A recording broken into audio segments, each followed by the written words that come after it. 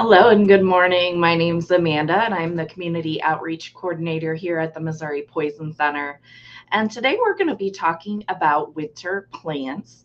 You may think, well, it's very cold outside here in Missouri, and there must not be any greenery out there, but there are some plants, both indoor and outdoor, that we use to celebrate the holidays and the winter season. I will tell you, this is not a primer on plants or how to care for plants or grow plants because I truly do not have a green thumb.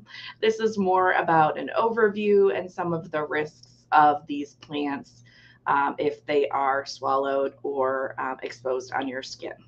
So first, I just want to share with you that there is a QR code on the top of the screen here, and that will get you to our materials page where you can order our toxic and non-toxic plant brochure, as well as many other items that are free for residents of Missouri. You go there and just pick out what you like, both for yourself or if you have a community or educational group that you want to share some items with, feel free to go there through the QR code. All right, so let's get started. We're going to first talk about one of the most common plants we might see around the holidays, which is holly. This is a cultivated evergreen tree. It has soft, round, red, shiny berries with these pointed leaves. And those leaves, of course, can cause injury or even damage if a child or somebody were to chew on the leaf itself or handle the leaf. And this genus species has over 57 species in this plant family. This is the most common view here. And holly is often used in wreaths and garlands and table centerpieces. And if swallowed, it can cause a lot of GI or stomach upsets, such as nausea, vomiting, or diarrhea. All right, our next plant that we may have in our homes this season is the poinsettia or poinsettia. It has broad, soft leaves, which are usually red, but can be both pink or white. It's indigenous to Mexico and Central America. It actually grows native there. And people assume that it's very toxic because there have been, reports of this over the years, but it is a very low risk in terms of its toxicity. Estimates show that a toxic amount would be more than 500 leaves of this plant. So a small taste or a nibble by a child is not a serious concern. And there was research back, it's old research, but research back in the 90s of more than 20,000 calls to poison centers across the country. There were no fatalities, and in almost 93% of cases, there was actually no effect from exposure. And those who did have some effect were minorly bothersome, such as nausea, vomiting.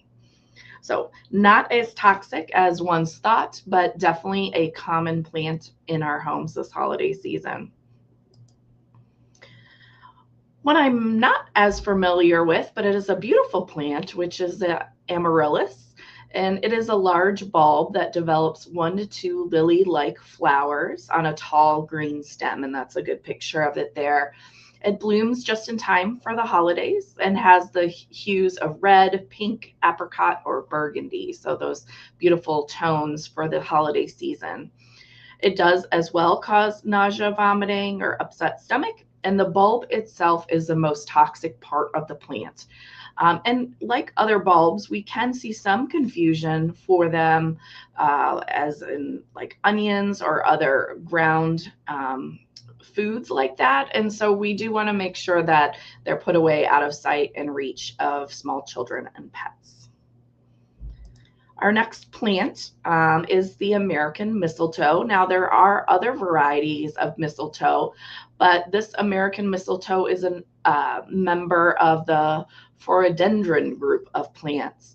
And this is a Greek word. Also, the Greek word is called I'm not going to say it in Greek, but it translates to tree thief because it's a plant that grows on trees and not on bushes or shrubs, and it almost acts like a parasite, and it kind of grows within the tree, and it's high on the tree, and it's imported commercially, and of course it has its history through Christmas decor and traditions like kissing under the mistletoe and you'll be blessed with love this holiday season.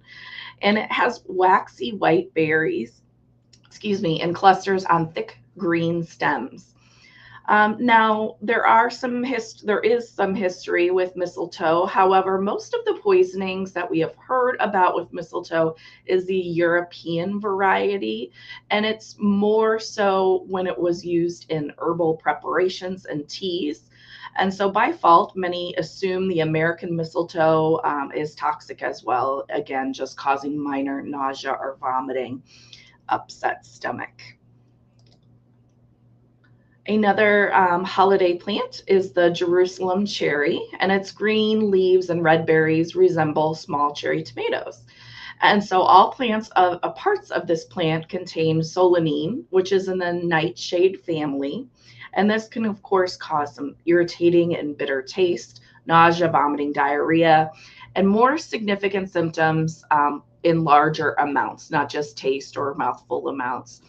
Although it's not as toxic as it was originally feared, but you can see how easily one could mistake this for an edible tomato or something if not familiar with it. Our next plant is the Christmas rose. This is an evergreen perennial flowering plant. It's in the buttercup family, and it has leathery green leaves with flowers that are white and have a blush of pink tone to them. And the flowers appear in the winter, even in the snow.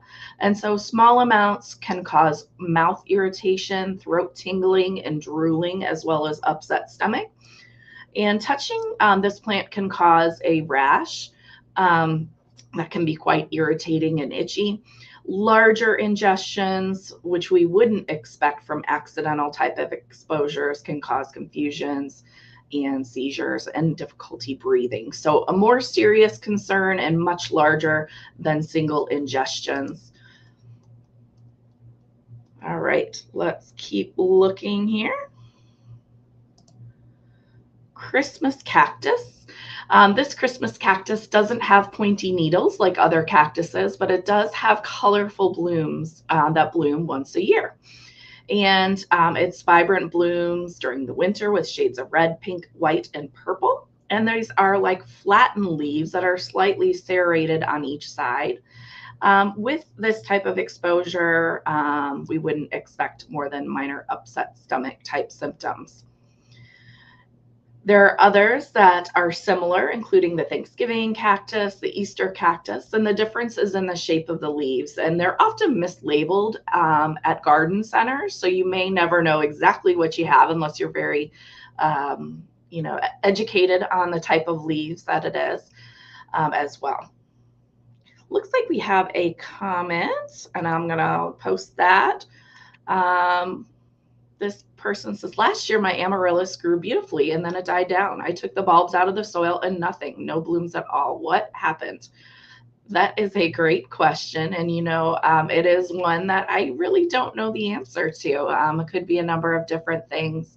It's certainly nice to see that it bloomed, but sad that it didn't come back. So I'm sorry that happened. I would maybe reach out to your local garden center or florist to see if they have any answers to that. But thanks for your comment. All right. And last but not least, many of us do have evergreen trees in our homes right now, such as a pine, spruce, or fir Christmas tree, or with garland and wreaths.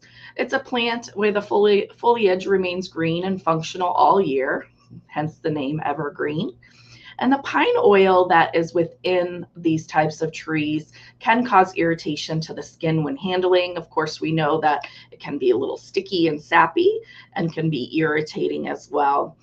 The needles itself can be pointy and cause skin puncture when grabbed by a child or, kind of that sharp grip, and we can see some minor injury to the mouth. Now, do people also use, when they have their Christmas tree up, they often will use things to preserve the tree, such as home remedies of lemon lime soda, sugar, bleach, aspirin, all these different things that they add to the water.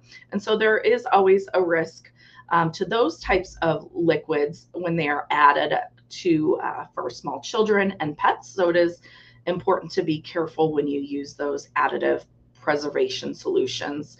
If a child or a pet gets into them, just reach out to the Poison Center.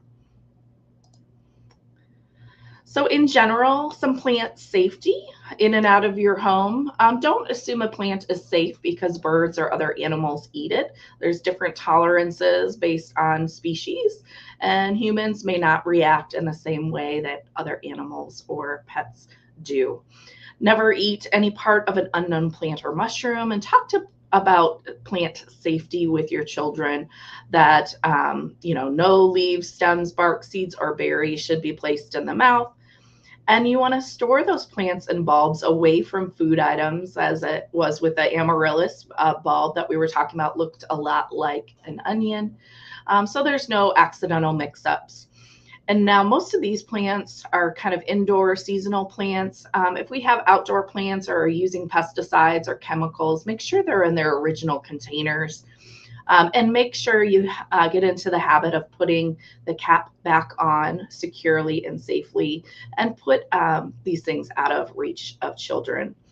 And then always with plants, we do get some skin exposures as well. So if there is some oil or sap or other parts of the plant that is on your skin or clothing, make sure that you wash your clothing and launder it separately, as well as wash any exposed skin with soap and water immediately to get that off and away from your skin.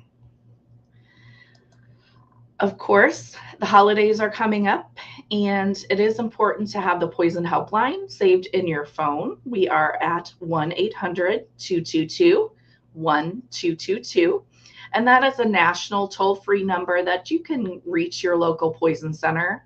It is here in Missouri as well as nationally throughout the United States. That number again is 1-800-222-1222. And feel free to save it ahead of time. We are available 24 hours a day, 7 days a week on each and every holiday, and our specially trained nurses and pharmacists would be happy to help you if there is a plant or other exposure to you or your loved ones this holiday season. And lastly, take a moment to scan that QR code, and you can look at our materials page and order some of our free resources, such as the toxic and non-toxic plant brochure I was mentioning at the beginning. So happy holidays, everyone, and have a great and wonderful, peaceful new year.